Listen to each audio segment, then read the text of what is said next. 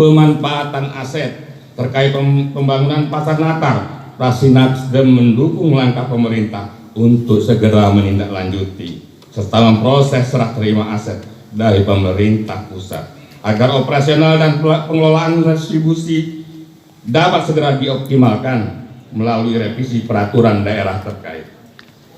Efisiensi anggaran kami menyoroti pentingnya perencanaan yang lebih presisi untuk meminimalkan sisa lebih pembiayaan anggaran atau silpa yang selalu besar. Penghematan anggaran yang signifikan akibat efisiensi harus diorientasikan pada program yang berdampak langsung kepada masyarakat. BUMD, pengelolaan BUMD harus dijalankan dengan prinsip good government, corporate government yang transparan, akuntabel, demi memberikan kontribusi yang maksimal terhadap perekonomian daerah. Bapak Bupati dan Wakil Bupati serta pimpinan rapat serta para hadirin yang kami hormati, demikianlah pendapat akhir fraksi kami. Apabila dalam penyampaian terdapat hal-hal yang kurang berkenan, kami mohon maaf yang sebesar-besarnya. Atas nama fraksi selanjutnya, dengan ini mengucapkan Bismillahirrahmanirrahim. Fraksi Nasdem DPRD Kabupaten Lampung Selatan menyatakan menerima dan menyetujui Ranperda tentang pertanggungjawaban pelaksanaan APBD Kabupaten Lampung Selatan tahun anggaran 2025.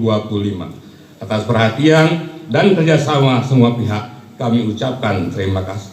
Semoga segala upaya yang kita lakukan senantiasa membawa kebaikan dan kemajuan bagi masyarakat daerah Kabupaten Lampung Selatan.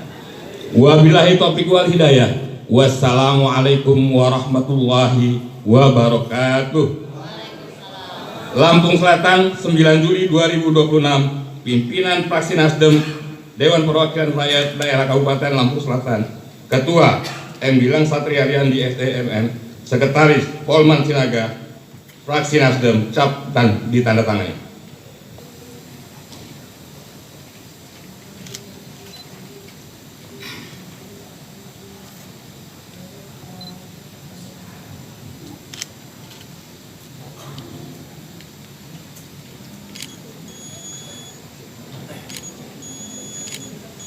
Ucapan selamat dan apresiasi kepada Bupati Lampung Selatan atas nama pemerintah Kabupaten Lampung Selatan yang kembali meraih opini wajar tanpa pengecualian atau WTP dari Badan Pemeriksa Keuangan BPK Provinsi Lampung yang ke-10 kali.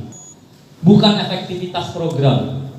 Karenanya fraksi PKS juga memberikan catatan terkait WTP yang ke-10 ini juga harus diiringi dengan peningkatan kinerja keuangan terkait kepatuhan terhadap peraturan perundang-undangan dalam laporan keuangan, efektivitas penggunaan anggaran untuk pelayanan publik, dan kualitas pelaksanaan program pembangunan, sehingga tidak terjadi lagi opini WTP, tetapi masih terdapat temuan-temuan BPK dan kualitas pembangunan yang bermasalah seperti disampaikan pada pertanggungjawaban pelaksanaan APBD tahun anggaran 2025 ini. PKS juga mengapresiasi capaian PAD tahun 2025. Masih ada beberapa OPD yang tidak tercapai target PAD-nya, sehingga menimbulkan presiden negatif di laporan kinerja keuangan kita.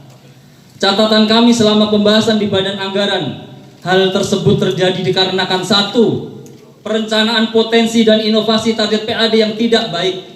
2. Kinerja pencapaian target yang tidak optimal. 3. Pemenuhan administrasi peraturan perundang-undangan yang tidak siap.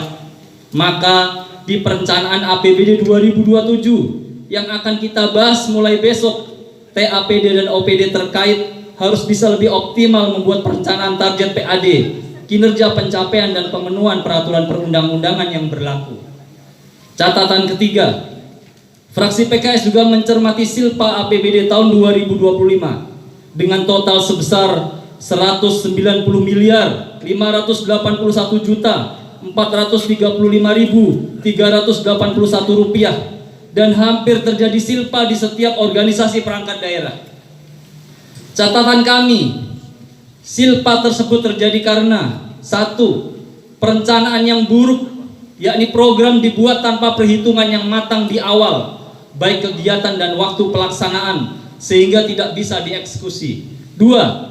kinerja yang tidak baik, yakni keterlambatan pekerjaan, sehingga sampai tahun anggaran berakhir kegiatan belum atau tidak terkejar waktu pelaksanaan. Rekomendasi agar ke depan harus ada peningkatan kualitas dan optimalisasi kinerja perencanaan TAPD serta perbaikan kinerja pelaksanaan kegiatan oleh OPD terkait.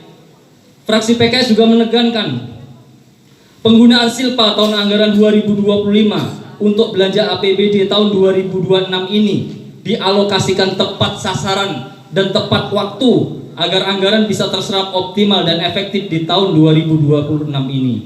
Hadirin sidang paripurna yang terhormat.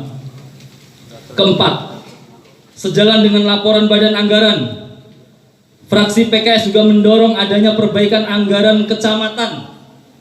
Hal ini dikarenakan kecamatan adalah ujung tombak dan ujung tombok pembangunan Lampung Selatan di tingkat bawah. Pak Camat dan Bu Camat gak ada yang berani tanda tangan ya? Tepuk tangan ya Pak. Itu saja dengan mengedepankan azas proporsional berkeadilan, baik dari sisi anggaran maupun infrastruktur pegawainya. Jangan sampai terjadi lagi ketimpangan anggaran antara kecamatan besar dan kecamatan kecil. Catatan kelima fraksi PKS terkait BUMD Lampung Selatan Maju, bahwa jajaran direksi yang baru diharapkan membawa semangat baru untuk dapat bekerja lebih keras membawa kemajuan BUMD Lampung Selatan. Target minimalnya adalah mengembalikan uang rakyat sebesar 4,15 miliar yang dititipkan di penyertaan modal BUMD, dan target maksimalnya adalah menjadikan BUMD Lampung Selatan Maju sebagai lembaga profitable yang membawa kemajuan Lampung Selatan. Fraksi PKS juga menekankan inovasi dan kreativitas usaha serta rasionalisasi biaya operasional untuk dilaksanakan optimal oleh BUMD Lampung Selatan Maju agar BUMD tidak merugi setiap tahunnya. Hadirin sidang paripurna yang terhormat. Terakhir, catatan kami yang keenam terkait proyek Mangkrak Kalianda Convention Center. Berdasarkan pembahasan di Badan Anggaran, anggaran studi kelayakan KCC di tahun 2025 tidak terserap, dan juga tidak teragendakan kegiatan pembangunan KCC di tahun 2020. 16,5 miliar ini sudah mangkrak 2 tahun lebih dan berada di depan mata kita. Karenanya fraksi PKS menekankan Pemkab Lampung Selatan bersama DPRD harus menjadikan revitalisasi KCC menjadi prioritas pembangunan di tahun 2027. Hadirin sidang paripurna yang kami hormati, demikianlah pandangan akhir fraksi PKS ini kami sampaikan. Dengan mengucap Bismillahirrahmanirrahim, fraksi PKS menerima dan menyetujui hasil pembahasan pertanggungjawaban pelaksanaan APBD tahun anggaran 2025 untuk disahkan menjadi peraturan daerah. Harus dicap dan ditandatangani. Terima kasih.